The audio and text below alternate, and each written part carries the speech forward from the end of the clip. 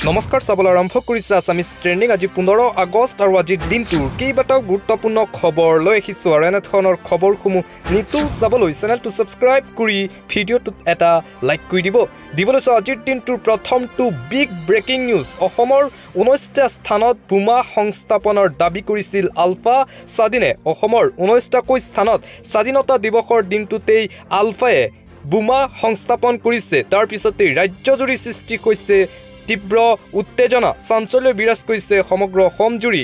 অসমৰ 19টা স্থানত বোমা সংস্থাপনৰ দাবী আলফা স্বাধীনৰ। গুৱাহাটী, লখিমপুৰ, শিৱসাগৰত বোমা সংস্থাপনৰ খবৰ। ৰাজ্যৰ 19টাকৈ স্থানত বোমা সংস্থাপন আলফাৰ। লখিমপুৰত 3টা স্থানত আৰক্ষীৰ অভিযানত লালুক দৈনিক বজাৰৰ সন্মুখত উদ্ধাৰ বোমা। শিৱসাগৰত 2 স্থানত আৰক্ষীৰ অভিযানত 2 স্থানৰ পৰা উদ্ধাৰ কৰা সামগ্ৰী বোমা বুলি খবৰ। DTO অফিচ আৰু BG ৰোডত বোমা 2টা সংস্থাপিত কৰাৰ খবৰ। গুৱাহাটী মহানগৰীৰ গান্ধী মণ্ডপত উদ্ধাৰ হৈছে বোমা। গান্ধী মণ্ডপলৈ যোৱাৰ পথত বোমা উদ্ধাৰৰ খবৰ আহি পৰিছে।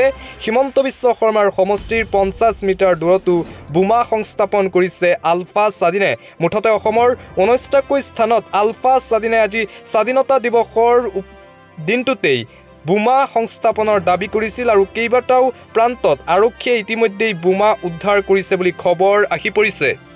আৰু অসমৰ বিভিন্ন প্ৰান্তত উদ্ধাৰ হোৱা বোমাক লৈ মুখ্যমন্ত্ৰী হিমন্ত বিশ্ব শৰ্মাৰ প্ৰথম প্ৰতিক্ৰিয়া। সংবাদ মাধ্যমৰ আগত অসমৰ মুখ্যমন্ত্ৰী হিমন্ত বিশ্ব শৰ্মাই প্ৰথম প্ৰতিক্ৰিয়া দিছে বোমা উদ্ধাৰক লৈ। আজি যিহেতু 19টাকৈ স্থানত বোমা সংস্থাপন কৰিছিল আলফা স্বাধীন আৰু আৰক্ষীয়ে কেইবাটাও প্ৰান্তৰ পৰা বোমা উদ্ধাৰ কৰিছে বুলি খবৰ আহিছিল। ৰাজ্যৰ বিভিন্ন প্ৰান্তত সৃষ্টি হোৱা বোমাতংকক লৈ মুখ্যমন্ত্ৰী হিমন্ত বিশ্ব শৰ্মাৰ প্ৰতিক্ৰিয়া। গুৱাহাটীৰ লগতে বিভিন্ন প্ৰান্তত উদ্ধাৰ হৈছে বোমা। কেইবাটাও প্ৰান্তত উদ্ধাৰ বোমা ভিডিঅ'ৰ যোগেদি কালি এই কথা প্ৰকাশ কৰিছিল আলফা স্বাধীনে। আৰক্ষীয়ে বোমা পাইছে নে নাই সেয়া আৰক্ষীয়ে প্ৰকাশ কৰিব, হিমন্ত বিশ্ব শৰ্মাৰ প্ৰতিক্ৰিয়া। এই ঘটনাৰ মাজতে বিশেষ অনুৰোধ জনাইছে ৰাজ্যৰ মুখ্যমন্ত্ৰীগৰাকীয়ে। অসমত এতিয়া কোম্পানীয়ে বিনিয়োগ কৰা আৰম্ভ কৰিছে, হিমন্ত বিশ্ব শৰ্মাৰ প্ৰতিক্ৰিয়া। টাটায়ে ছেমি কণ্ডাক্টৰ প্ৰকল্প আৰম্ভ কৰিছে অসমত। বহু বছৰৰ মূৰত অসমত বিকাশ হৈছে। তাৰ মাজতেই এই খবৰ উদ্বেগজনক। অসমত বিনিয়োগৰ পৰিৱেশটো নষ্ট কৰিব নালাগে একাংশ লোকে। পৰেশ বৰুৱালৈ মুখ্যমন্ত্ৰী ডক্টৰ হিমন্ত বিশ্ব শৰ্মাৰ এই কাতৰ আহ্বান। অসমত প্ৰায় 14 লাখ নিবনুৱা যুৱক যুৱতী আছে। তেওঁলোকে এতিয়া সংস্থাপন পাব। উদ্যোগ নাহিলে অসমৰ যুৱক বহিৰাজ্যলৈ যাব লাগিব বুলি মন্তব্য হিমন্ত বিশ্ব শৰ্মাৰ। অসমৰ যুৱক অসমত নাথাকিলে ইয়াৰ কোনো অৰ্থ নাথাকিব। অসমত চেকা লগা কাম যাতে আমি কেতিয়াও নকৰোঁ, হিমন্ত বিশ্ব শৰ্মাৰ মন্তব্য। আলাপ আলোচনাৰ মাজেৰে সমস্যাৰ সমাধান কৰিব লাগে আলফা স্বাধীনে। পূৰ্বেও আলোচনাৰ কথা কৈছিল মুখ্যমন্ত্ৰী হিমন্ত বিশ্ব শৰ্মায়ে। আজিৰ পুনৰবাৰ আলোচনাৰ কথা উল্লেখ কৰিলে ৰাজ্যৰ মুখ্যমন্ত্ৰী ডক্টৰ হিমন্ত বিশ্ব শৰ্মাই। অসমত যাতে বিকাশৰ ধাৰা স্তব্ধ নহয় তাৰ বাবে পৰেশ বৰুৱাক আহ্বান মুখ্যমন্ত্ৰীৰ। ৰাজ্যৰ বিভিন্ন প্ৰান্তত সৃষ্টি হোৱা বোমাতংকক লৈ এইদৰে প্ৰতিক্ৰিয়া দিয়ে ৰাজ্যৰ মুখ্যমন্ত্ৰী ডক্টৰ হিমন্ত বিশ্ব শৰ্মাই। দিবলৈ চোৱা আন এটা অতিকৈ গুৰুত্বপূৰ্ণ খবৰ আহি আছে। ৰাজহ আইন। হিন্দুৰ মাটি মুছলমানে আৰু জনজাতীয় লোকৰ মাটি অন্য লোকে ক্ৰয় কৰিব নোৱাৰিব। মাটি ক্ৰয় বিক্ৰয়ক লৈ পুনৰ ৰাজ্যৰ মুখ্যমন্ত্ৰী ডক্টৰ হিমন্ত বিশ্ব শৰ্মাই সংবাদ মাধ্যমৰ আগত গুৰুত্বপূৰ্ণ মন্তব্য কৰিছে। ৰাজ্যত নতুন আইন আহিব যি আইনৰ দ্বাৰা হিন্দুৰ মাটি মুছলমানে কেতিয়াও ক্ৰয় কৰিব নোৱাৰিব। লগতে জনজাতীয় লোকৰ মাটি অন্য লোকে ক্ৰয় কৰিব নোৱাৰিব অসমত। ঘোষণা মুখ্যমন্ত্ৰী হিমন্ত বিশ্ব শৰ্মাৰ। আহি আছে ৰাজহ আইন। স্বাধীনতা দিৱসত মুখ্যমন্ত্ৰীৰ ডাঙৰ ঘোষণা। হিন্দুৰ মাটি মুছলমানে আৰু জনজাতীয় লোকৰ মাটি অন্য লোকে ক্ৰয় কৰিব নোৱাৰিব। এতিয়াৰে পৰা যথে মথে কোনেও মাটিৰ ক্ৰয় বিক্ৰয় কৰিব নোৱাৰিব। এতিয়াৰে পৰা হিন্দুৰ মাটি ক্ৰয় কৰিবলৈ মুছলমানে ল'ব লাগিব অনুমতি।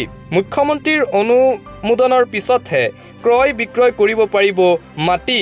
অভিভক্ত গোৱালপাৰা বটৰদৱা বৰপেটাত মাটি ক্ৰয় কৰিবলৈ মুছলমানে ল'ব লাগিব পাৰ্মিশ্যন জাতি মাটি ভেটি ৰক্ষাৰ স্বাৰ্থত ৰাজ্য চৰকাৰে আনিছে এই নতুন ৰাজহ আইন ৰাজ্যৰ পৰৱৰ্তীত জনগাঁথনিক লৈ চিন্তিত চৰকাৰ থলুৱা লোকৰ মাটি সুৰক্ষিত কৰাৰ স্বাৰ্থত লোৱা হৈছে এই ডাঙৰ সিদ্ধান্ত চাহ বাগিচাৰ মাটিৰ অধিকাৰ কেৱল চাহ বাগিচাৰ লোকৰ মাজতহে থাকিব বুলি মন্তব্য হিমন্ত বিশ্ব শৰ্মাৰ যথেমথে কোনেও কিনিব নোৱাৰিব চাহ বাগিচাৰ মাটি পুনৰ মাটি ক্ৰয় বিক্ৰয়ক লৈ এইদৰে সংবাদ মাধ্যমৰ আগত গুৰুত্বপূৰ্ণ মন্তব্য কৰে অসমৰ মুখ্যমন্ত্ৰী ডক্টৰ হিমন্ত বিশ্ব শৰ্মাই দিবলৈ চোৱা আন এটা অতিকৈ গুৰুত্বপূৰ্ণ খবৰ মুখ্যমন্ত্ৰী হিমন্ত বিশ্ব শৰ্মাৰ সম্পত্তি অসমৰ এটা বছৰৰ বাজেটৰ সমান মুখ্যমন্ত্ৰী হিমন্ত বিশ্ব শৰ্মাই মুখ জোকাই ভুল কৰিলে মই নেৰু ক'ত ক'ত সম্পত্তি আছে মুখ্যমন্ত্ৰী হিমন্ত বিশ্ব শৰ্মাৰ পত্নী ৰিণিকী ভূঞা শৰ্মাৰ ফাদিল কৰিলে শিৱসাগৰৰ বিধায়ক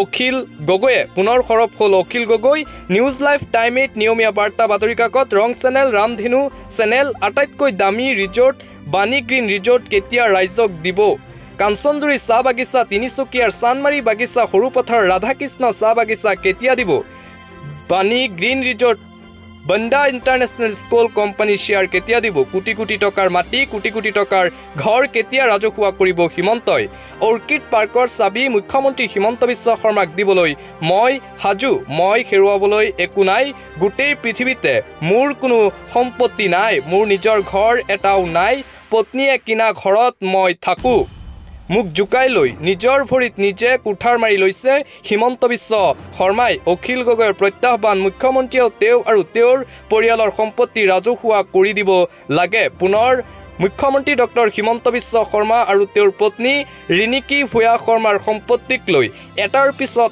আন এটা গুৰুতৰ অভিযোগ আনি সংবাদ মেল পাতি হিমন্ত বিশ্ব শৰ্মাক এক প্ৰকাৰ প্ৰত্যাহ্বান জনালে শিৱসাগৰৰ বিধায়ক অখিল গগৈয়ে দিবলৈ চোৱা আন এটা ব্ৰেকিং নিউজ মমতা বেনাৰ্জীৰ চৰকাৰৰ বিৰুদ্ধে ৰাজপথলৈ ওলাই আহিল লক্ষাধিক মহিলাসকল এতিয়া ৰাজপথত ওলাই আহিছে ন্যায় বিচাৰি মমতা চৰকাৰৰ বিৰুদ্ধে তীব্ৰ প্ৰতিবাদী কাৰ্যসূচী লক্ষাধিক মহিলাৰ দেশ কঁপোৱা কলকাতাৰ আৰজি কৰ হস্পিটেল কাণ্ডৰ ভয়ংকৰ প্ৰতিবাদ চিকিৎসক ছাত্ৰীৰ মৃত্যুৰ ন্যায়ৰ দাবী মহিলাৰ ৰাজপথত ওলাই আহিল লক্ষাধিক প্ৰতিবাদকাৰী মহিলা প্ৰতিবাদৰ মাজতেই হাস্পতালৰ ভিতৰত দুষ্কৃতিকাৰীৰ প্ৰৱেশ সমগ্ৰ ঘটনাৰ তথ্য প্ৰমাণ নষ্ট কৰাৰ চেষ্টা দুষ্কৃতিকাৰীৰ কলকাতাত উপস্থিত হৈছে CBIৰ বৃহৎ দল ৰাজ্য কঁপোৱা ৰেপ ঘটনা সংঘটিত হৈছিল দেশ কঁপোৱা কলকাতাৰ সেই ঘটনাৰ পিছতেই এইদৰে লক্ষাধিক মহিলা ৰাজপথলৈ ওলাই আহিছে পশ্চিমবংগ মমতা বেনাৰ্জী চৰকাৰৰ বিৰুদ্ধে ন্যায়ৰ দাবীত এইদৰে প্ৰতিবাদ সাব্যস্ত কৰিছে মহিলাসকলে